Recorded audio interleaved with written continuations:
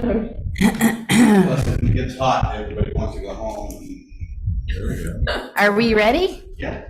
Oh, good. Welcome, everyone, to the Lincolnville Select Board meeting. It is the 14th of August, and before we get going, Robin, would you care to read the quote of the evening? Sure.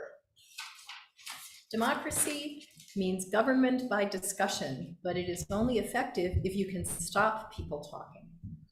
Thank you very much. And now I'd like to open the podium for any non-agenda items. Come on up. How you guys doing? Good, welcome. As you guys know, I recently had my skiff stolen from Lincolnville Dinghy Dock. Some of you may have seen the video on Facebook provided by the ferry service. That video has been edited and enhanced from its original quality, but what you don't see is a video from the town's camera system. It has not yet been installed, even though taxpayers' money had been appropriated for it 4 to 5 years ago. If you remember correctly, I stood in this very spot last fall and asked you to install the cameras because everyone felt something like this was going to happen. And inevitably it did. Fortunately, I was able to recover the skiff, no thanks to the town. At any given time during the summer, there's $30,000 to $50,000 worth of skiffs tied to the dinghy dock. And there could be anywhere from $10,000 to several $1 million worth of boats tied to the floats.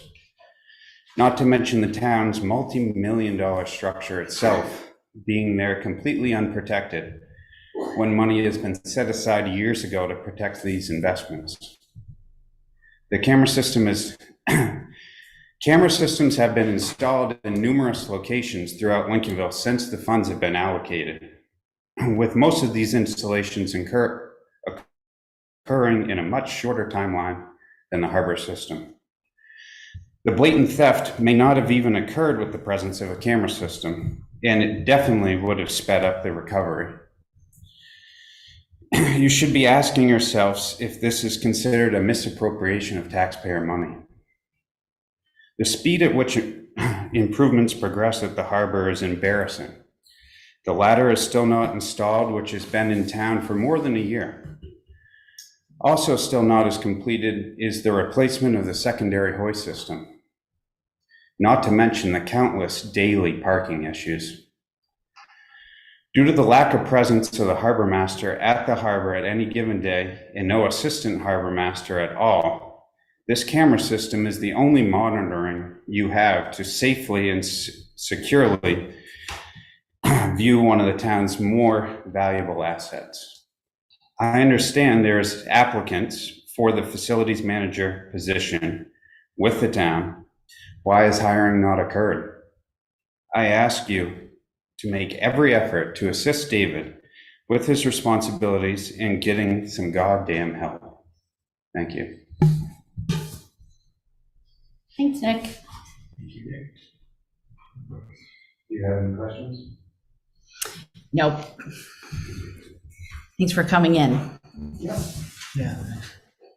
Anyone else for any non-agenda items? Seeing none, let's move along to the administrator's report. Woohoo. Winter sand is in. I guess winter can arrive. Hopefully not anytime soon. Bandstand roof is still underway. I'm anticipating the contractor to return this week to continue their progress on the roof. We've had a culvert on Moody Mountain Road that has at least partially failed and created a hole up through to the pavement. Not sure as it'll be this week, but it has a beautiful cone over it, and got a contractor lined up to dig it up and figure out whether or not we need to replace it all the way across, or we can do partial way across that. The tennis court project, the resurfacing has been completed. Pass that on. Got a big thank you card from the group that utilizes the courts. It's more like pickleball players than tennis players. I would call it the multi-purpose courts now, but I'd call it a tennis court resurfacing when we started. So, can we tell by the stature, is that pickleball? Well, No. The paddles. Well, those are some thick, cool paddles. Yeah. This is nice. This is nice. I'll pass that along for you guys. I've seen it. Revision Energy was here to do their annual inspection checkup of the solar array. We have not received our report that we get from them, but when we do, you'll get a copy. I don't know if select person hand was anticipating under select person update to provide an update on the public facilities director thing, or if I should do that now. Either way. Then I'll jump his thing and say we interviewed a couple of people last week. We have another set up for later this week, and we'll report to the board what the conclusions of those interviews will be. You want to chime in more than that, or maybe later? Perfect. And although Nick and Kristen have left, LCI is supposed to be here this month, before the end of the month, to complete the internet connection to the pier so that we can then make the connection and be streaming down there 24/7. Can I ask a question? Because as a newbie, I don't really know the order, but would that not have been something that we could have responded to them when they were here? If you look in our rules and procedures for select board meeting, the citizens forum is an opportunity for individuals to get up and address the board for non-agenda items. But barring things that could be qualified as an emergency, say a road washout or something that is imminent to life and limb or safety of the public, it's not something for the board to create an impromptu agenda item. And so it's an opportunity for us to listen. And if the individual wishes the board to have an in-depth back and forth discussion, that individual is encouraged to get on the agenda so that we can then have some background information, prepare conversations, and then, in full transparency, have all of those pieces in place so that we can engage in a meaningful conversation. Okay, and I get that. But what he talked about did directly relate to at least two things that we did have on our agenda. And it's unfortunate that And he it, chose to walk right out immediately rather than. well, but we could at least have said, if we'd known, that, well, what you've just talked about relates to a couple of things on our agenda, and if you stay, you'll be able to hear more. I just feel as though we didn't do anything to really help his frustration. And it makes us seem more like the, adversarial, that's all. It might have been the letter of the law, but it doesn't seem like it fits the spirit of community to not say anything. Typically, when somebody comes and mentions something in citizens forum, if it requires or needs some follow-up, if they don't stay, I usually reach out to them to make sure they understand where we are and why we are where we are, and give them the opportunity, if they don't already know, how to get on the agenda so they can have that dialogue back and forth without taking citizens' times that are here, that got on the agenda, and board time. But Would anyone else care to address Robin's concern about? I think the way it was handled is appropriate.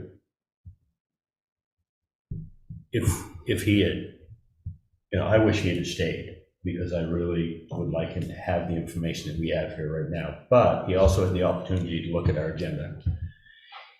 And if he had looked at our agenda, he or his wife or both, they would have realized that, well, there is something on our agenda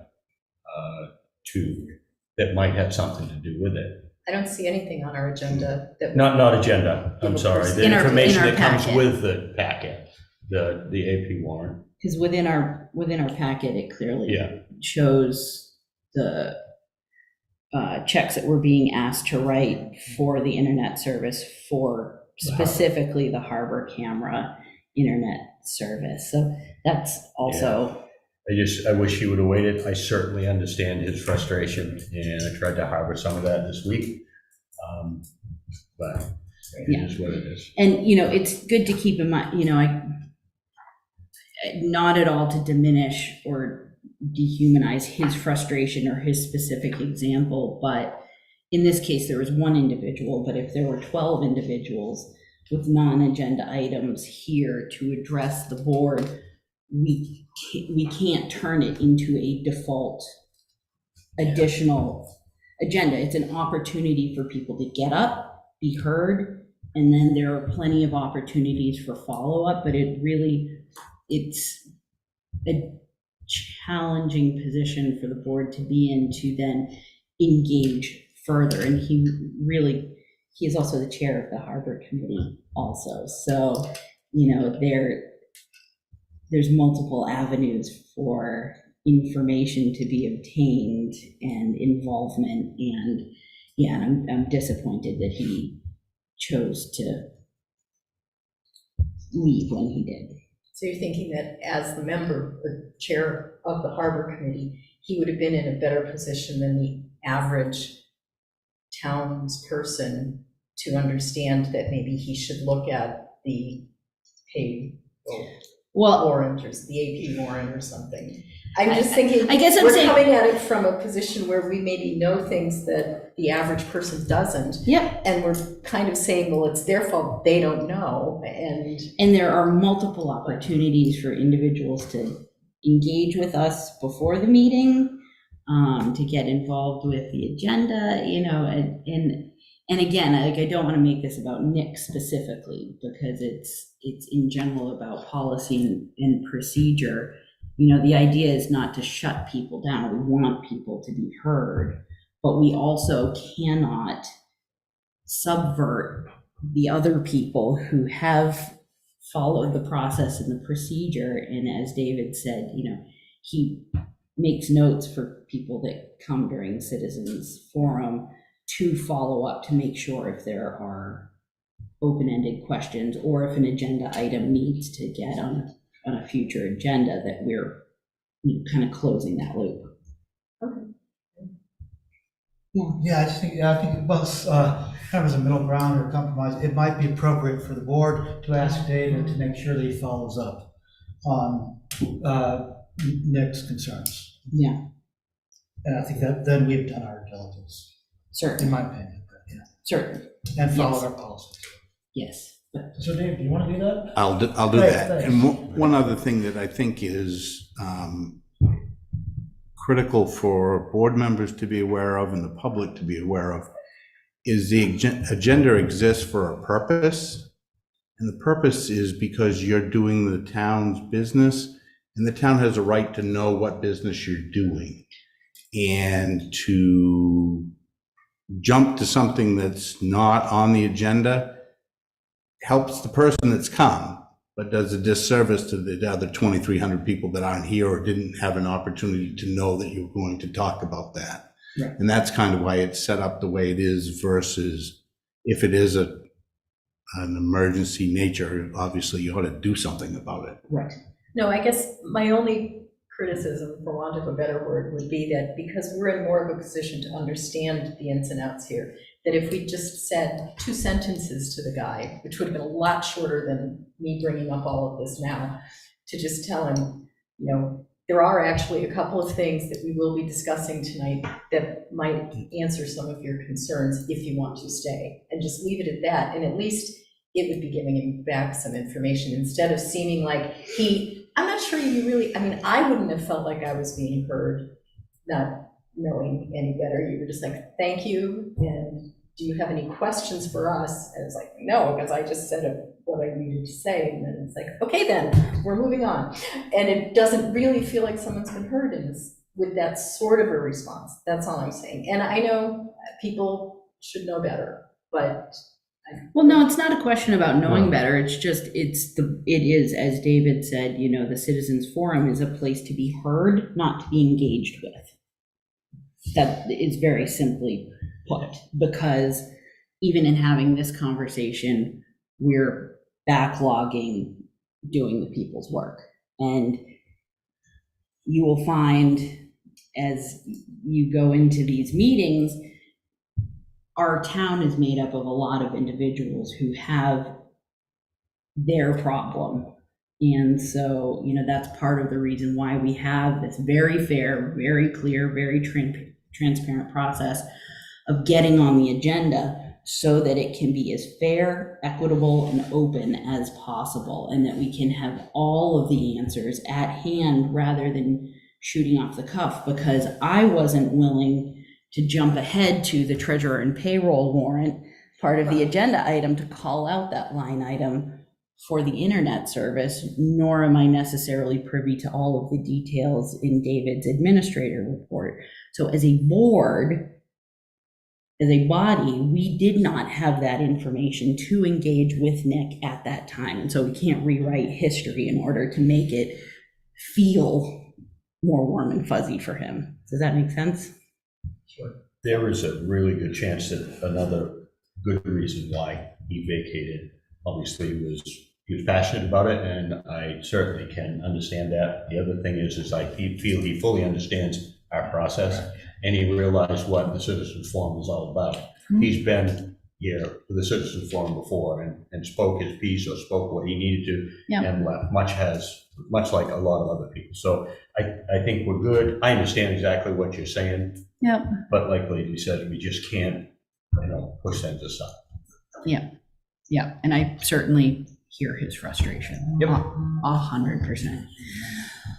So with that, David, sorry, your administrator's report sort of got jumped all over. I think I was done, but I'm not quite sure. But Well, I'm done. if there's anything that comes up as we move through the agenda, feel free to jump in. So just where we left off, to be clear, and as it says in the warrant, what we've been waiting for is internet service so that the cameras can be functional.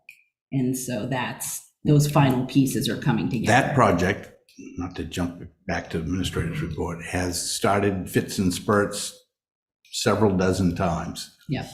And finally the fits and spurts was handed off to a computer guy and a camera guy and internet people. Yeah. And not to make excuses, but the last few years has made it rather challenging to get stuff done. So finally coming out of that difficult period of time, I hope. Okay, if there's nothing else on the administrator's report, let's move along to upcoming meetings and announcements. All meetings are here at the town office unless announced otherwise. School committee meets Tuesday, August 15th, 6 p.m. at the Lincolnville Central School. Cemetery trustees are scheduled to meet Wednesday, August 16th, 5:30. Conservation Commission Thursday, August 17th, 4 p.m. Athletic Infrastructure Committee Thursday, August 17th, 5 p.m. Lakes and Ponds Committee Tuesday, August 22nd, 7 p.m. And the Select Board meets next on Monday, August 28th, 6 p.m. Great, thank you very much. Are there any upcoming community events anyone wishes to share? Seeing none, let's move. Well, I was just there's that arts festival, right? That's this weekend. First annual Lincolnville Arts Festival. There you go, thank you. And it's Saturday and Sunday? Saturday and Sunday. Do you know the times? We do have. I know it's in the packet, but I don't. Yeah. Well, And it's all over town too. I mean, they're asking for something there, but it's at different artisans around town. And Heart and Soul is going to have a presence down believe so, there, yeah. and it's going to be all kinds of folks doing all kinds of things. It's exciting. Great, thank you for that.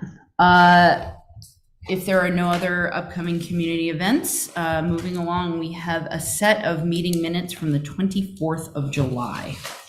I move that the board approve the July 24th, 2023 meeting minutes as presented. Second. Moved and well seconded. Any discussion? Seeing none, all those in favor? Thank you all very much.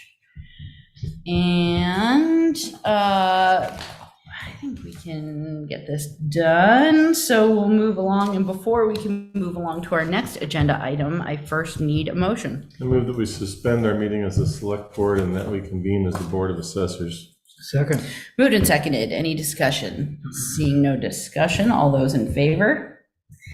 Now we are convened as Board of Assessors. Welcome, Vern. Thank you. Nice to be here. I believe this is my 18th trip to this podium. Oh, One more. So in your packet, there was 2 pages, had 4 documents on them, which are the assessor's certification of assessment, the municipal tax assessment warrant, the certificate of commitment, and the certificate of assessment to be returned to the municipal treasurer. And some of you have been through this many times with me. Some of you are new, and one of you is a family member that hired me when I first came here, and it's nice to see a Tarantino back on the board.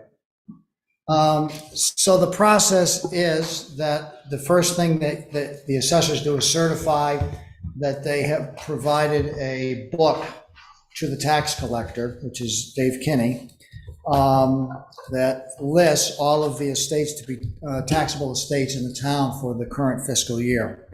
And then the second one is the tax assessment warrant, where as assessors, you are saying that you have received the bill from the county, the school, and the total of items approved at town meeting, that there are certain reimbursements within those calculations that you receive money for. One is municipal revenue sharing, the homestead reimbursement from the state, which this year is 76% of the lost revenue, Betty reimbursement, which remains at 50% of the lost revenue, and other revenue that comes into the municipality. And that amount is used to offset the total amount of money that must be raised. And so the net assessment for commitment this year is $7,601,839.70. The third document is the certificate of commitment, in which you are telling the tax collector that you have committed to them the information in the previous document. And then the last one is to the municipal treasurer, certificate of assessment to return to the municipal treasurer, where you are telling the treasurer that you have committed the taxes to the tax collector, and that you have told the tax collector that they have a date, which in this case is September 30th of 2024, to settle with the treasurer all of the money that they collected, and for the money that they did not collect, liens in form proper under Maine law to collect that money at the end of the lien period when they justify. So tax collector takes 1 year to get the money in. If they can't get in, they lien those properties, and then it's the treasurer's responsibility to make sure that those liens either get paid or that the town's interest in the property is satisfied. The only, what you have is a draft. The only anticipated change, is that I guessed in the very first one that the book will be between 1 and 398 pages. Might be a page or two more or less than that, but I didn't prepare the final papers until you take a vote to accept the numbers at least, and the mill rate, which will be established this year at 16.9 or $16.90 per $1,000 of value. New this year for the town is tax stabilization for senior citizens over 65 years of age. It is a what we call a one and done program that will not be renewed. In fact, it's been already repealed by the legislature. The state has stated that your tax collector is to lay a claim with them by November 1st. To get the money, is to be paid by November 15th. But as of last Friday, no one at the state has designed a form, and one person that I talked to didn't realize that they had to pay it by January 15th of next year. So I will keep on top of that, and as soon as there is a form suitable to claim that money, I'll make sure David knows that, has the information he needs to get it. Through the commitment process that'll be going on while I get ready to come back with the corrected original papers. There is a format that tells us how much money has been saved in the stabilization amount, and that's actually set up in the computer as an accounts receivable from the state of Maine. prior to the close of your next fiscal year. At one of my tax commitments last week, one of the board members asked what happens if the state doesn't pay that money. And fortunately, their auditor was there who could answer that question. And they said it's like any other receivable. It just gets carried over into the next year. You try to collect it, and eventually it either gets written off or gets satisfied. So that's how it is set up for this year. So typically, we add together the taxes raised by personal property tax and real estate tax, and that's the total amount this year. It's the personal property, the real estate, and the amount of stabilization that we anticipate receiving from the state of Maine by January 15th. Any questions on any of that? Is that what that BETE reimbursement is? Yes, business equipment tax exemption is, well, no, that's not the stabilization. No, I meant the over 65 people. No, Oh, that's no, not- BETE is business equipment tax exemption.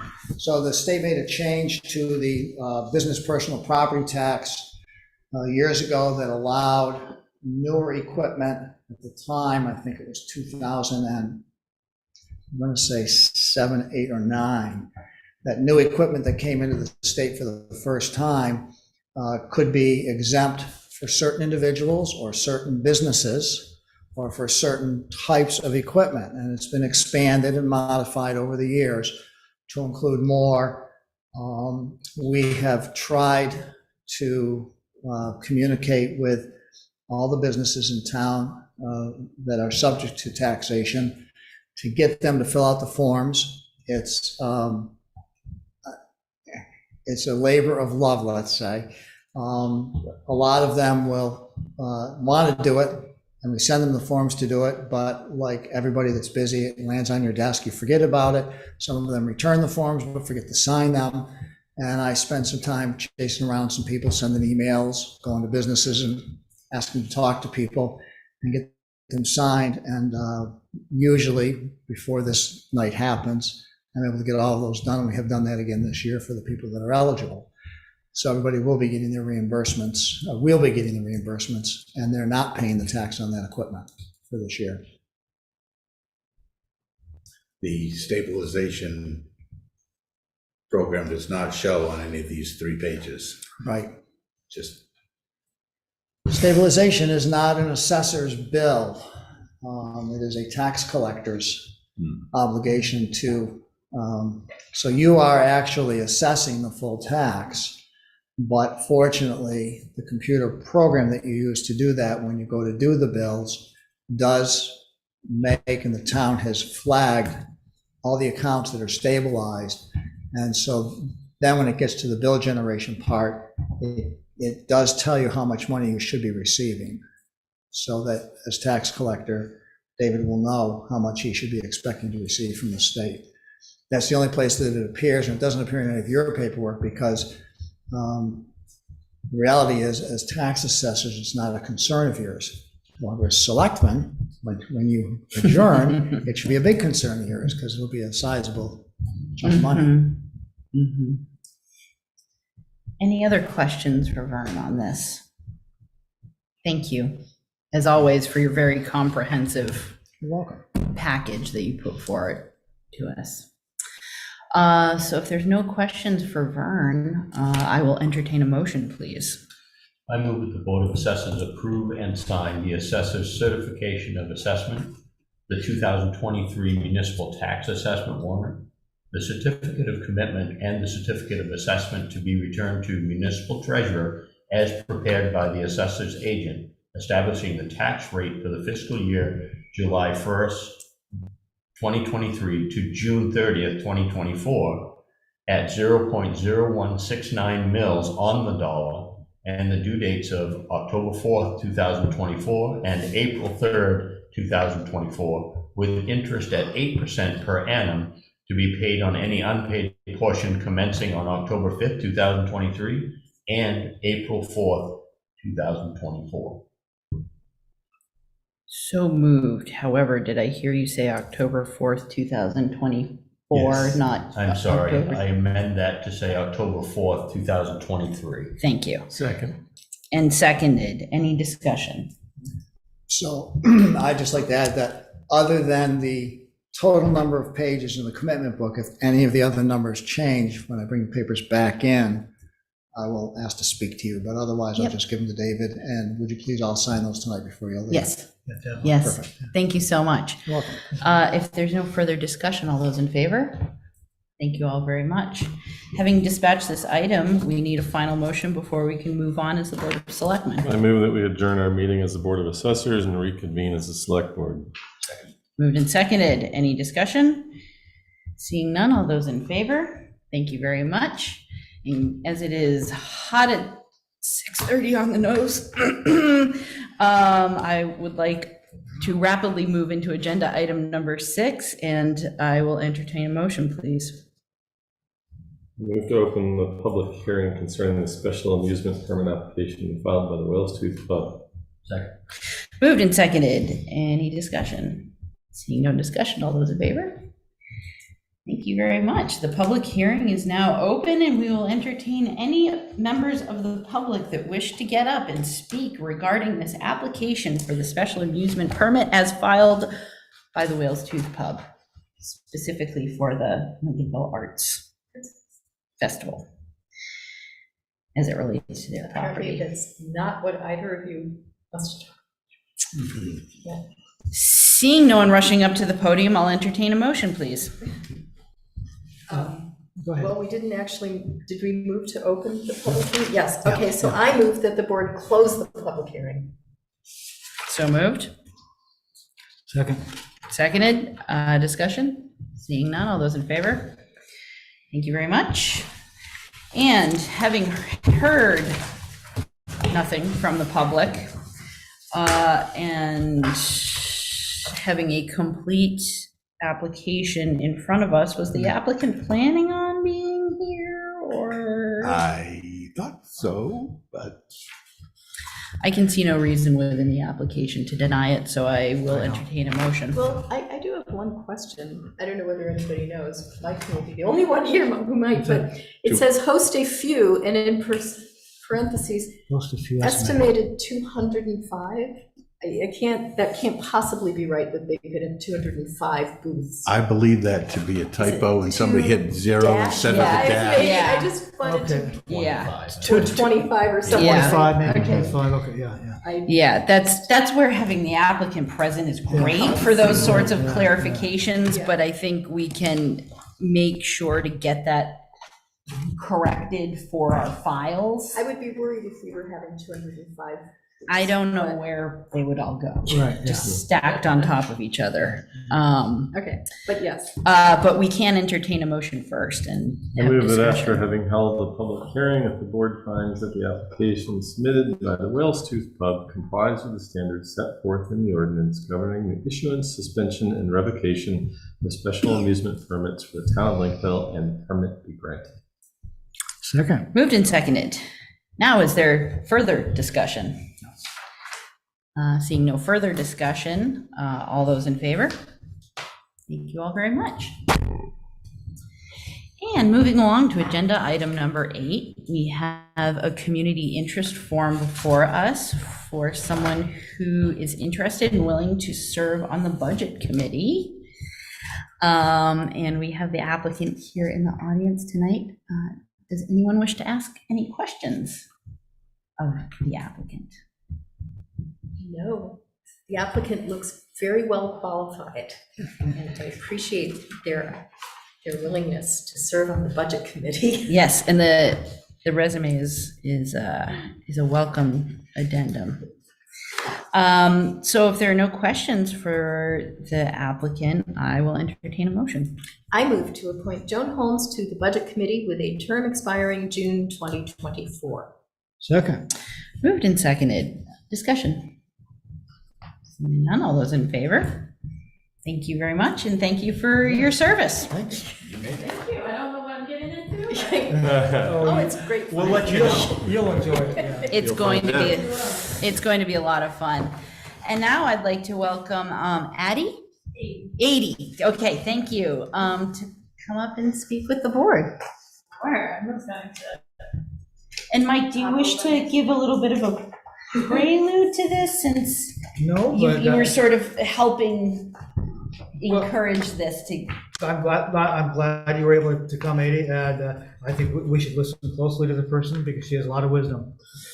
Thank you. That's my introduction. wonderful. All right. So there was one thing that I noticed was left off of the agenda, which was one other grant program. I don't know if it's okay with you all. Yeah, yeah. Okay, yeah, perfect. yeah. You've got the agenda item, so feel free. These are really just, Oops. I think it's just sweet.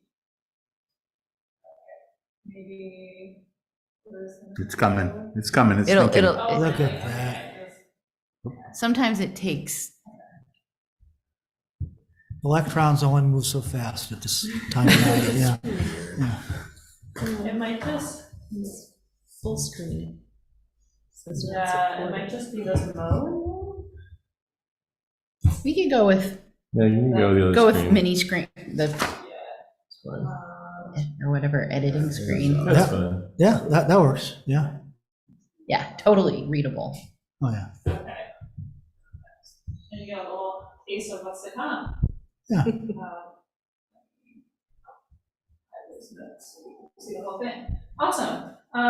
So I wanted to talk to you about a couple different programs. The first one is basically an opportunity that's open to the town of Lincolnville. It's called the Community Resilience Partnership through the Governor's Office of Policy and Innovation for the Future. This has been going on for, I think, just over 2 years now, and the program will soon be wrapping up. But through the Community Resilience Partnership, the town of Lincolnville can qualify for up to $50,000 in no match grant funds. $125,000 if you work with another town on a shared project. But basically, there are 72 different community resilience items that you're eligible to use that $50,000 for. But before you can qualify for the community action grant, which is what you get the $50,000, or what's the $50,000 is, you have to enroll. And the enrollment process isn't terrible. It's not like a comprehensive plan or anything like that. But there are service provider grants that are available for service providers like MCOG to help with the enrollment process. A lot of the smaller towns opt to have a service provider help them through the enrollment process. I think one of the things that really helps is that we do the grant writing for you. So that's something that we're able to help with. It's also something, like I said, you can do on your own. The next grant round will probably be in the fall or winter, at the very latest in the spring. If you wanted, and the grant rounds will be both for the service provider grant, which is what we would apply for in order to help you all enroll, but it would also be at the same time that you could apply for a community action grant. You can't do both at once. So for example, if you wanted to be ready to apply for a community action grant at the next round, you would need to complete the enrollment steps on your own. And I think that's really up to you all. If that's something that you're interested in and are really, ready to go and think that you have the capacity, I would encourage you to think about that. But the enrollment steps are, you have to adopt a resolution. That's not something that needs to go before the town. It can just be as a select board. I think I provided that municipal resolution language. There's a couple sort of like mandatory statements, and then you can kind of pick and choose what else you want to include. There's a couple self-assessments that are basically checklists saying, this is something our town is doing, this is something our town hasn't done. And it just kind of gets you to think about different resiliency steps. I'd say like the biggest lift in terms of the enrollment process is the community engagement portion, and that usually is at least at a minimum, a community engagement event. You can kind of tag that on to something else that you're doing. It sounds like with the heart and soul process that you have, that might go really nicely together. But basically the point of the community engagement event is sort of to present the options to the public of how this funding could be used and identify what the residents' priorities are in terms of community resilience. And the items are pretty much those 72 items that, yeah, I see you have it open there. These are the 72 items? Yes, yeah. And then, basically develop a list of priorities from that after the community engagement event. And that's really supposed to help you hone in on what the project you'll be applying for the community action grant for will be. Yeah, any questions on that? We're really here to just provide you this information with, whatever path you decide to proceed. If you decide to not take advantage of this opportunity, totally understand. If you do want to enroll, I think that's a question of determining whether you want to take the time now or work with us as a service provider.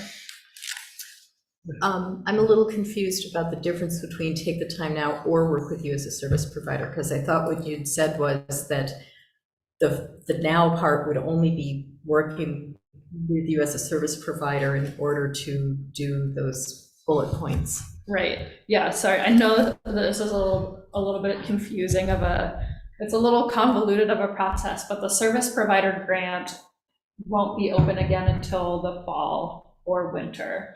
At which point we would apply for the service provider grant, get it, and then you wouldn't be eligible for the community action grant until the next round. So you'd be looking at probably about a year from now. I think probably next June is my guess, for when you'd be eligible for the community action grant. If you decided to proceed without us as a service provider, I'm sure that we could find a way to provide some advice and guidance. You'd be eligible for the next round, which is probably the fall or winter. Mike, you had a question? Yeah, I got two questions. 80, is there as far as, let's say we were to qualify next June, go that route. As far as you know, is there any danger of those funds running out by that time? Yeah, that's a good question. That's something I need to check in on, because I know that we're sort of getting towards the end Right. of this funding pilot. Okay. There is a initiative through NOAA at the state level to continue funding this. Okay. So I just need to follow up and see what their timescale is. That would be good to know if you can get that to us. Yeah. Yeah. Yeah, because if it's like this fall is the last round, I would definitely encourage you to, go through the through the enrollment process, and we can, provide some guidance. And Well, that leads to my second question, which can you kind of characterize what MCOG would do to help us to go through step one, where you go through the provider grant to helping the town rather than us do it by ourselves? yeah, How might that work? yeah. So for example, we would organize a community engagement event. We would help with establishing so you need to, let's see, do I have establish a committee or a point person that is in charge of the enrollment process. So we would work closely with that person, but we would do all of the grant writing. We would help work with you on figuring out what that project is. We would help with the engagement event and sort of walk you, basically like be a lot more hands-on. Yeah, okay. So it basically covers our time. It provides funding that covers all of our time. Yeah. Since you are members, we can kind of, we can use some of the membership funds to help with that. So that's why, for example, if we were just any organization that didn't already have a relationship with you, we probably wouldn't be able to provide any level of guidance, or just like very minimal, just Okay. because of, the time consideration. So the service provider grant covers, I think, I want to say it's probably around 40 hours of work. Okay. So I think you're saying that our two choices, if we wanted to pursue this, would be to do enrollment now ourselves so that we could be applying for a community action grant in the September period, versus applying now for a service provider grant for you to help us later in the fall, aiming for the March community action grant. Exactly, because the community action grants and the service provider grants are the deadlines are pretty much the same. They're within a week of each other. So it'd be that the deadline for for us to submit the service provider grant would be, for example, September. So it would just be a question of which grant we want to go for there. Is the grant application process really complex? Like, do we stand a chance of doing a decent application without having your help? Or is that what you meant when you said that some of your funds, because we're members, you could give us some? Yeah, we could definitely provide guidance, and Okay. wouldn't leave you hanging. It's just we'd be able to write I know grant applications can be a lot of work. I wouldn't say that this is a huge amount of work, depending on what you want to do as your project. For example, if you were going to do like a major solar project or something, that might be a little more complicated. But some of these projects are really just gathering information. Right. So. Yeah, and we did this for Northport because they wanted to sort of expedite the process where, we reviewed their application and provided guidance on it, as opposed to being the ones that wrote it. So Northport has already done the enrollment process? Yes, yeah, they did. Yeah, there are a few communities in Waldo County that have gone through the enrollment process. For the most part, Waldo County is pretty underrepresented in this program, but in general, across Maine, there is a lot of enrollment from other communities. And Brooks and Montville we were just awarded grants to work with them to help them through the enrollment process. Do you know if Northport is planning to apply in the September round for a community action grant? So they already submitted their community action grant. Yeah, that was what we were reviewing. The service provider grant is something that we take care of as well. But yeah, so they just submitted in June their own application for a project. I think Belfast probably went through they did go through their own enrollment process because they have the capacity. Mike. Yeah, I'm just wondering if I should ask this question. Because I'm looking at it and say, well, there's 125,000 if you work with another town. Northport happens to be right next door. And we're going to meet and talk with them, but is there any way that you can share what their grant is all about?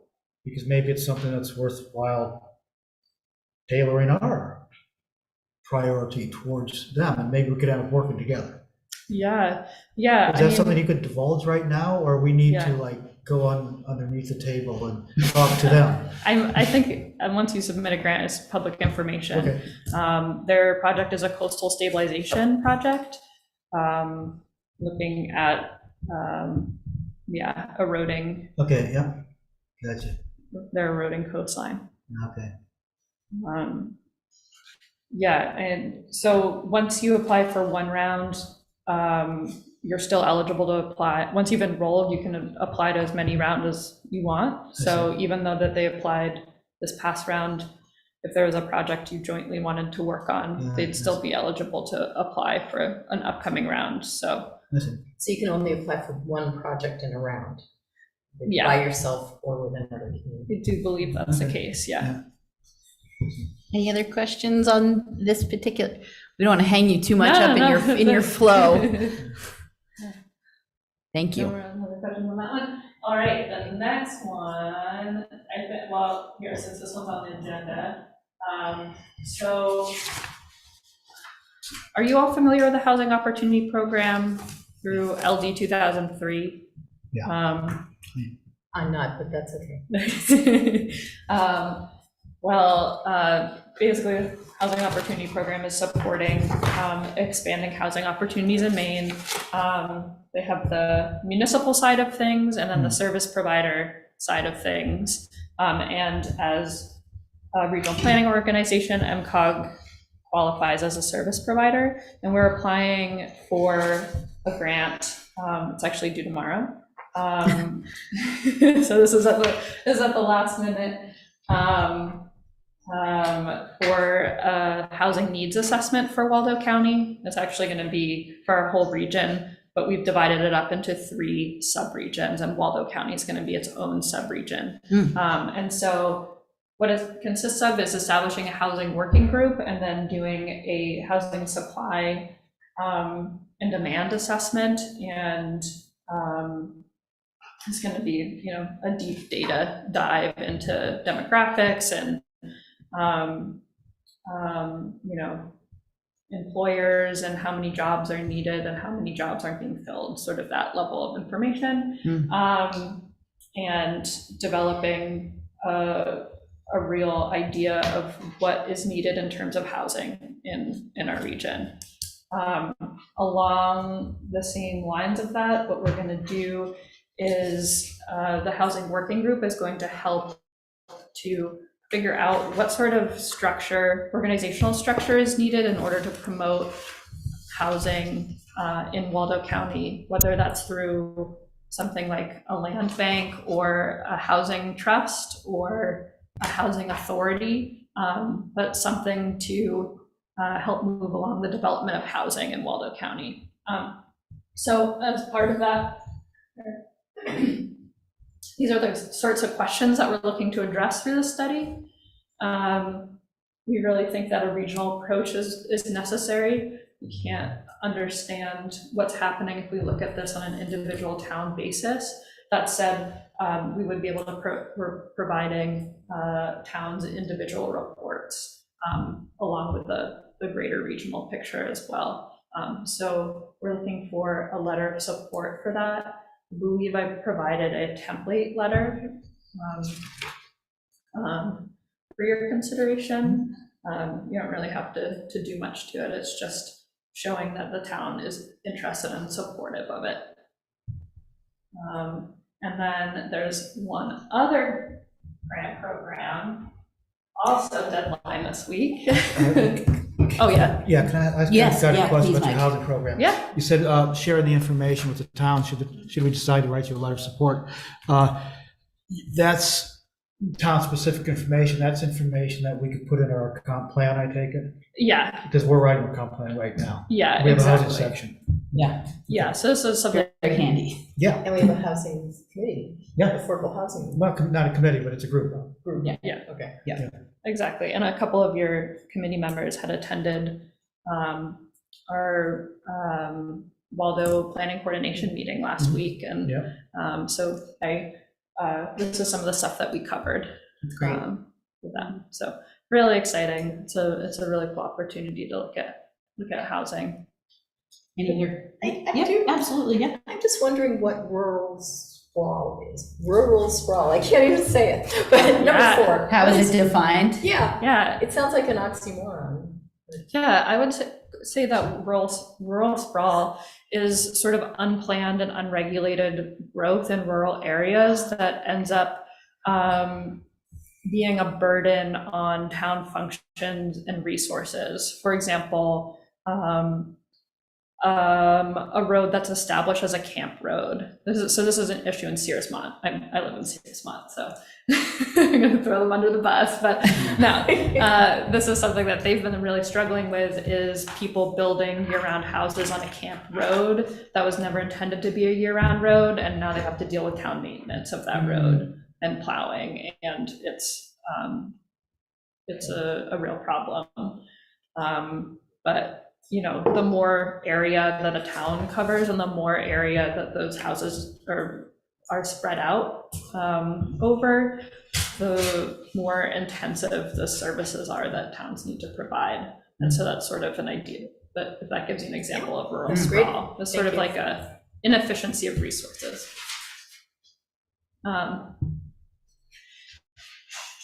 And then, so the last project is a grant that we're applying for. It's called Protect, and it's something promoting resilience and operating transport. I don't know. It's focused on basically resilience of rural, or not just rural, resilience of surface transportation, and it's through the Federal Highway Administration. It's a really cool grant. It's a no match grant. So if we got it, it would be 100% covered as a planning grant. And what we really want to do, even if we don't get this grant, I think we'll look for other sources, is to establish a long-range transportation plan for the Mid-Coast region. So this would pair really nicely with the housing grant. You can't look at housing without looking at transportation, but this would be an assessment of what our critical infrastructure is in terms of transportation, looking at what's vulnerable in terms of storms. I think we're all really familiar with the Mayday storm and the damages that it caused. And, you know, all the culverts that washed out, all the coastal infrastructure that it affected. So we'd be really taking a look at that, looking at, you know, coordinating with Maine DOT on work plans for that specific infrastructure, and not just looking at replacing that infrastructure, looking at making it more resilient. So in the case of culverts, that would be looking at the 100-year flood scenario as opposed to the 25-year. I just wondered if this is something that could dovetail with the proposed project of the hybrid ferry that is being proposed, and does this also cover island communities' interface with the mainland base also? Exactly. So Okay. that's something that we would be looking at as well, is just general multimodal connectivity. And so with that, we're talking about, ferries interface, you know, connecting with roads, connecting with sidewalks. And I don't know how much you all have been paying attention or have heard about this. This might not have really gotten out yet, but there's a new pilot of the Brunswick to Rockland rail line. And so we want to look at the connectivity of Waldo County to that rail line, and potentially look at a rural transit pilot for bus services to make sure that Waldo County and other parts of our region are connected to that rail line.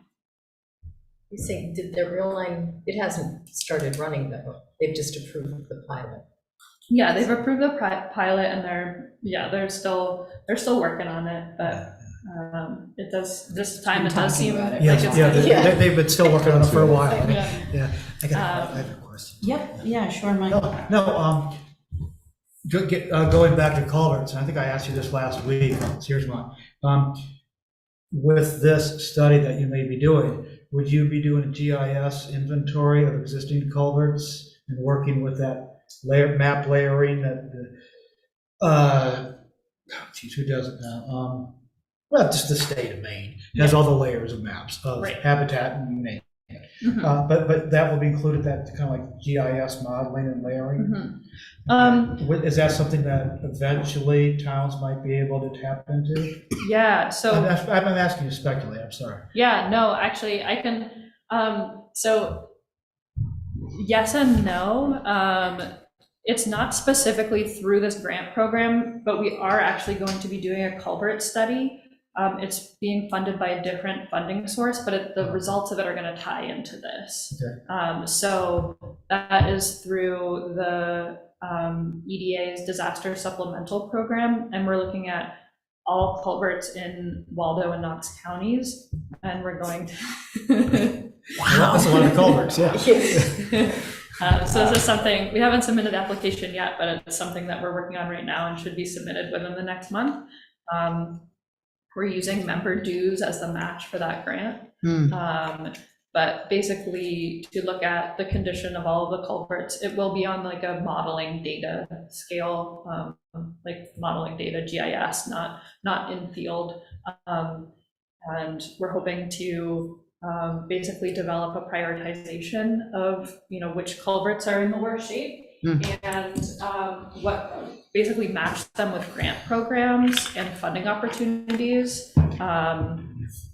And part of that is, there's a bunch of different ways that you can get culverts funded, but some of them are specifically for fish passage, and some of them are specifically for wetland restoration. And so what we're going to do is sort of match culverts depending on their characteristics with grant programs. And then that's going to be a report that we provide to the communities as well. So that's going to, that opportunity came up before this. And so that was sort of underway already, but the results of it are going to go directly into this plan, especially in terms of working with Maine DOT on specific culverts that need improvement, and not just, replacing in kind, but real resilience improvements.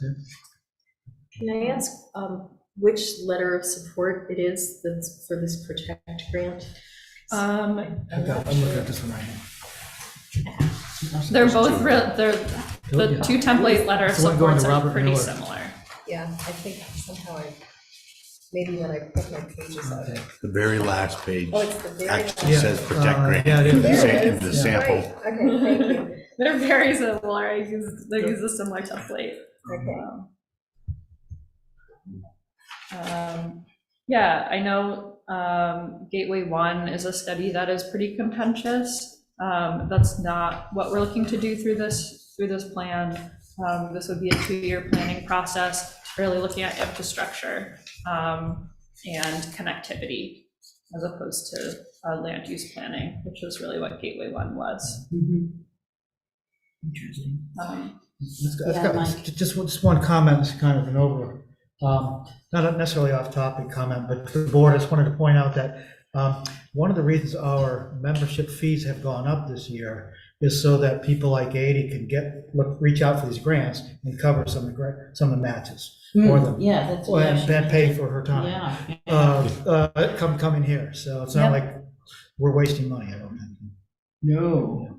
Yeah, yes, I was just Steve. gonna say that I think both grant, the housing opportunity and the Protect grants I would like us to do a lot of support. The housing opportunity grant, especially for me, I've been Yes. watching the housing side for a while, talking about there's no way it's a local community effort. It's got to be a regional effort, and so this is perfect. Agreed. Awesome. I mean, the community resilience is really intriguing. However, we're a small community with tiny town office staff, really busy committees, and so I feel like we should explore it. But I think that this would tie in, I think we should explore it in the context of putting it on the list. And Robin, I don't know if you're aware that the board has gotten in a habit of having a priorities workshop, so we can look at all of the projects that we have in the queue, are actively being worked on, sort of the next immediate things, and then kind of hopes and dreams sort of things, in order for us to really get clear and all on the same page about what we're both looking to divert financial resources for and a tool to step into budget planning with, but also to make sure that we're not just piling projects on our very small staff. So I would like to suggest to this group that we put the community resilience opportunities, like all of those, on that list of a board priorities workshop, and then we have that soon. it seemed like doing the enrollment step would be feasible for us to do without like using our. I was just gonna say, I heard her say 40 hours is what they spend when they work with the community to do that Mhm. process. Mhm. If you look at our town staff I what they wasn't- have for No, the, I don't know. Yeah, I doesn't even come so I think close. wasn't thinking of the town staff doing it, actually. I was thinking of us in conjunction with the Heart and Soul people, because they would be doing the community event thing, and it seemed like it was something that would be feasible for us to get that done for the September deadline. It's, what it is, Just the it's, enrollment step, not. it still requires town office staff time and select board time and changing the charge to the Heart and Soul. So it's, it is a quantity of effort. And so I think it's worth exploring, but I think we need to look at it in a big holistic scale in concert with Well, I agree. our other efforts. But I heartily agree with you, Steve, that I think, moving this evening to get you our letters of support for the grant opportunities you're pursuing, for housing, and the transportation, I think, is a no-brainer, absolutely. Well, I agree, and you need them by midnight, or. So you're gonna be busy. By midnight, yeah. Really? Well, the Community Resilience Partnership is not an urgent thing at the moment. I think it makes sense to wait and see, how many more funding rounds there are. I would say if you have a project that fits in really nicely with the Community Resilience Program, like, we were initially, did I read something about sidewalks? Lincolnville is considering a Ongoing, sidewalk plan? years-long conversation, yeah. Coming in this town, Yeah. Yeah. But our upcoming meeting with Northport certainly kind of weighs heavily in my mind in terms of having a conversation with them, would be really great, yeah. Yeah. You mentioned there was another program that wasn't listed here. That was the Protect, wasn't That on was- the agenda. Wasn't on the agenda, but it was in. It's in our part- pack, yeah, it was in yeah. the Okay, newsletter. great. Right. So sorry, we got really No. enthusiastic. Do you have more for us? No, Okay. I'm very excited to hear that you all agree with the regional Yeah. aspect of housing. It's something that, that towns don't always recognize as the regional importance of things and working as a region. So Yeah. it's exciting for me to hear. Could you just do everyone who's listening to this, all the millions out there, a favor? adoring fans. Indeed. By letting us know which towns in Waldo County that MCOG is now surveyed, has members of. Do you have that list off the top of your head? Yeah, sure. Let's see, I started in February, and I was hired to expand our services into Waldo County. I know we're doing a couple things with you already, but as of February, our members are Lincolnville, Islesboro, Northport, Searsmont, Montville, Morrill, Brooks. I thought you think did I got- Monroe too. All our neighbors. There's somebody from Monroe at that last meeting. So are they part of the, are they They members? haven't signed up as Okay. members yet. Yeah, so that's just since February, but we're still working on reaching out to the other communities and bringing more communities on board, which has been really exciting. Everyone's been pretty positive about it. So yeah, we still hold these regional Waldo County planning coordination meetings that are open to all of the communities, just because we don't want to exclude anyone from thinking about planning on a regional level, and especially because our services are relatively new to Waldo County. That's great. Do you have anything else? Well, I just wonder logistically, how do we do a letter to, like, basically give her You Now? you I mean, take the one that's due at Yeah. midnight. you That's take the one that's you on take my- what Steve said or what you're We about do to a say, motion right here. make it to a motion. Oh, okay. Dave Kinney whips it up in the morning. Yeah. Oh, okay. Eighty's gonna- It's due tomorrow, so it's. So it's okay. tomorrow. 80's Okay, gonna it's say not it's a midnight. fine. Yeah. I was being kind of hyper. You were- No. Yeah, I was. So, David, did you have anything you wanted to add to the conversation from an administrative perspective? No, I'll bow out at the moment. Okay. Well, to that end, You want one or two motions? I think we can make it one. Cool. I move the select board authorize David Kinney as town administrator to write a letter in support of the Midcoast Council of Governments applications for the Housing Opportunity Grant and the Promoting Resilient Operations for Transformative, Efficient, and Cost-Saving Transportation Grant. So moved Second. and seconded. Discussion. Just, I'm impressed with his tongue twister ability. Well done, wasn't it? Yeah, yeah. So if there's no further discussion, all those in favor, thank you very much. And thank you so much for this very comprehensive presentation. And it's pretty exciting to feel like we've got sort of help out there for a lot of the, I mean, you just sort of ticked a bunch of like really big boxes of things that are Yeah, and Annually. yeah. And also, I might want to mention that it's very cool to go to these monthly meetings that 80s is putting together, because you get perspectives from other towns, which is nice. It's like, it's not as if we are alone, and with problems Yeah, or issues in the regional or concerns. Yeah. information cool. sharing too is really cool. Yeah. It's also just great as like a support group for And- towns struggling with hard issues. Right, and there's free pizza every time I go there. Yeah. Well, thank you so much. Yeah, thank you And all. this won't be the last time we'll chat, I'm sure. Yeah, definitely not. Yeah, thank you. Thanks, Adi.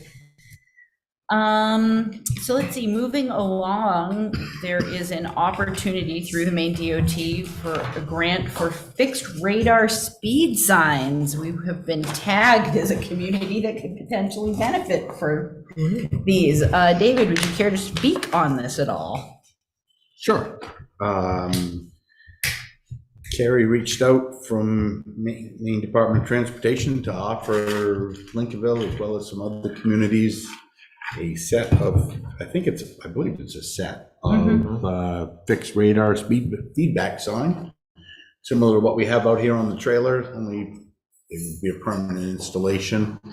Fine. In my infinite wisdom, I said, where do you want it? Or what are you thinking? And they're offering it apparently for Route 1. We do have a number of concerns raised from time to time here in the center. Yeah. And I asked if we could get a second set, and the answer was not unless somebody backs out, at least this round. But if you put one up and it's successful, and we have another round of these, we'll consider an alternative location.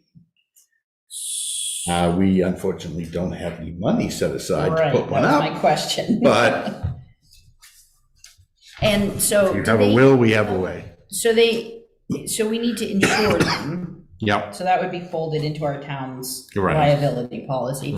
But then maintenance, is there some kind of scary number that they are hovering out there that these things require? No. I won't say they're initially off the bat, no. Like anything electronic, at some point in the future, it's going to have challenges. We have with the portable one where we lost a motherboard in the brain and got a new brain, and plugged it in the way it worked. How much did that cost? 100,000? Yeah, less than 1,000, but more than 100. Closer to 1,000 than 100, I believe, by the time we were all said and done.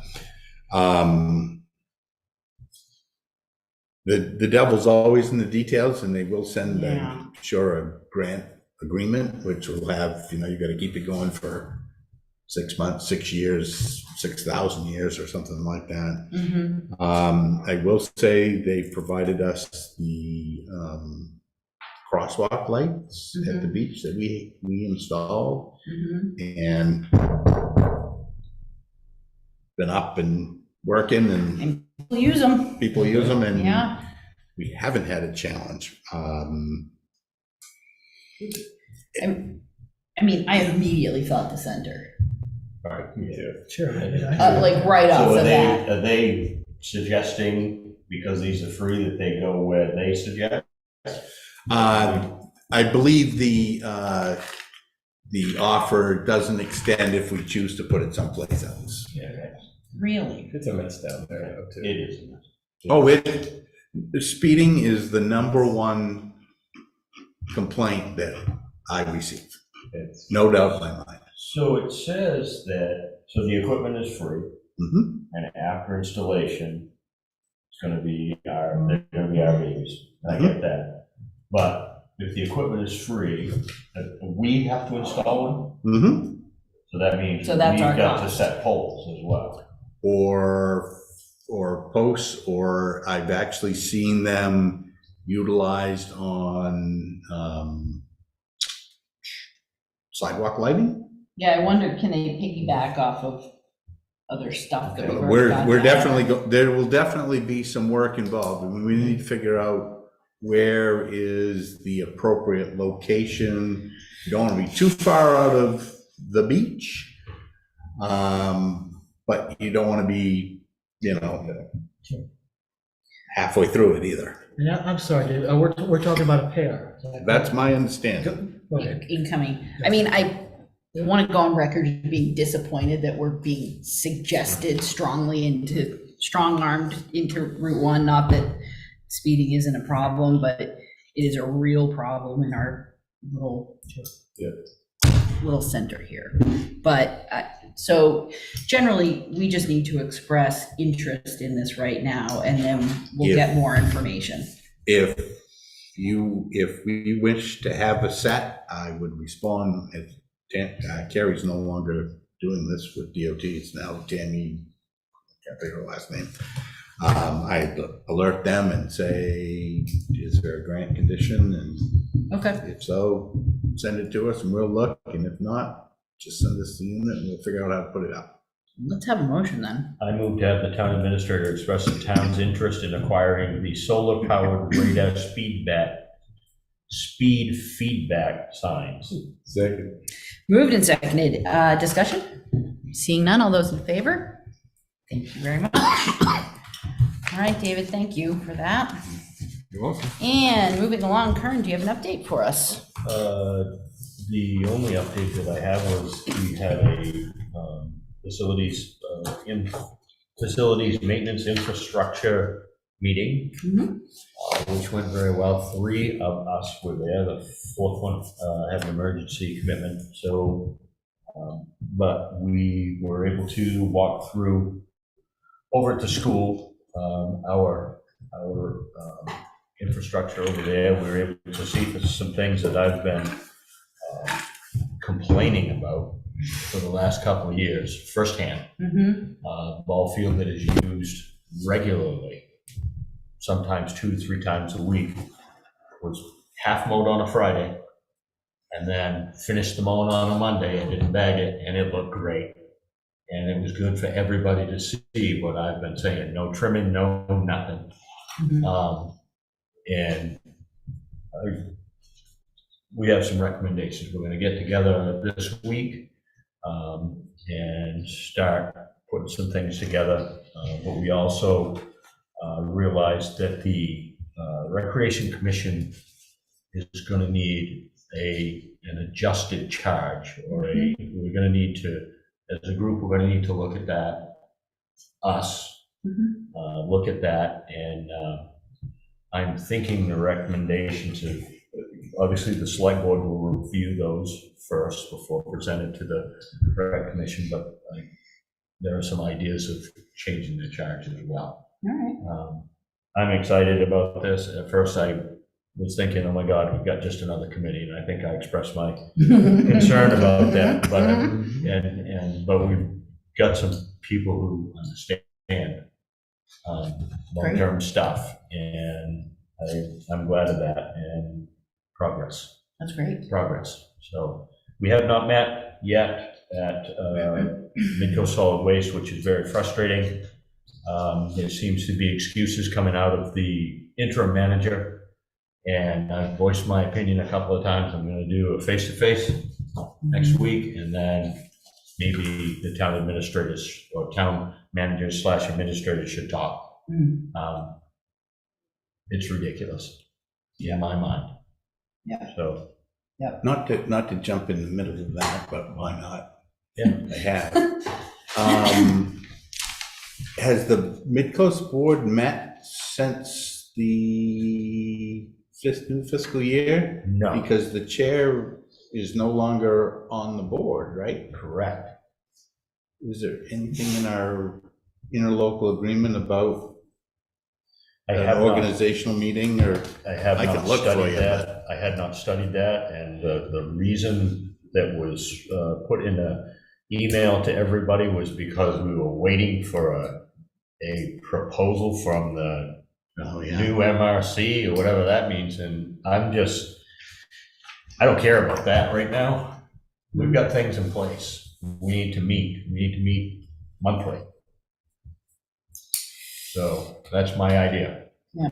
We have committees that aren't full of members. We need to have, there are decisions that need to be made, and Can the vice chair call a meeting? vice chair certainly can. Well, there's an interlocal agreement that should be followed Correct. at the very basic, right? Correct. Yeah. So that will be a suggestion for my next conversation with whoever's standing. Whoever's gonna listen. I don't get it. Yeah. I don't get it. All right. Well, thanks for that update. Mike, do you have an update for us? Yeah, I was gonna give you an update on the last meeting that MCOG had, that monthly meeting in Searsmont, but she pretty much covered what we talked about, which is mostly housing. But one thing I fell down about, I was going to get you all a schedule that they have of future meetings and what topics will be discussed. Oh, yeah. I Next time. guess I'll find it. That's a piece of paper someplace I'll find and get to you guys in the next packet. It's just suggested topics for schedules, but they plan to have monthly meetings, each meeting being a topic, et cetera, et cetera. Yes, oh, and secondly, I wanted to mention that the next legislative session is coming up. There'll be the Maine Municipal Legislative Policy Committee will once again be presenting us with a list of pieces of legislation of municipal interest, which we're going to do feedback on. Okay. And just kind of priming you for that. And hopefully that won't come with all of, 20 minutes of discussion before it's got to be turned in. So, but I'll try to get that to you as soon as possible. Great. Great. And I've got a comment on, I don't want to take a lot of your time, but I got a comment on something that was in here in the ACO report. Later, after, we'll get to that. Okay, sure. Yep, Gotcha. yep, Okay. yep, but I'll keep that in my mind. Steve, do you have an update for us? Okay. And Robin? I do not. Okay. And I have a basic update from the last Emergency Medical Review Committee meeting. We had our quarterly meeting, which was great. Long and short is changes in the wind, shall I say, with ambulance service regionally. And Jonathan Powers indicated his interest or desire to come to each individual select board and meet and have an opportunity to have a little bit more one-on-one about questions, the challenges they're facing, what the future might look like. So just kind of keep your eye out for a future agenda, maybe in early October, to have him come and present to the board Because the long and the short of it is they're looking at internal changes, there's other things happening regionally, and so I want the board to hear it from our current provider, and then have us have all of the tools and information in order to be able to make the best decisions for our community. Do you know if any of that has to do with Knox County Communications? No, this is beside, Because that is a huge but that's, situation. no, but this is just related to ambulance service, like just purely the providing of Okay. paramedics, EMTs, that kind of thing. Okay. That was my question, because I heard that while I was driving to Acadia over the weekend, and I was concerned that Yeah, Yeah. Knox County dispatch isn't dispatching. No. yeah, And but fortunately, unfortunately, not that this has anything to do with select person updates, but as we already pay dues to Yeah. Waldo County, and that's gonna be the fallback. So- We're